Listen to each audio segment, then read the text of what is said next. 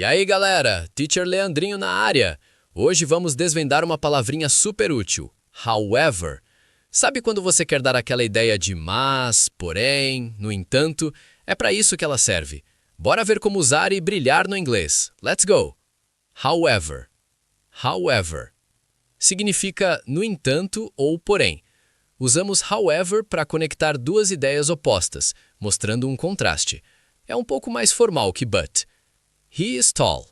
However, his brother is short. He is tall. However, his brother is short.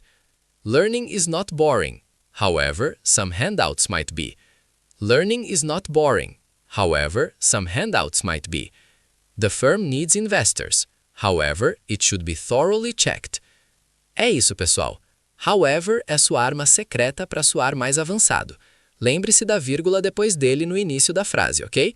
Fica a dica. Practice and see you next time.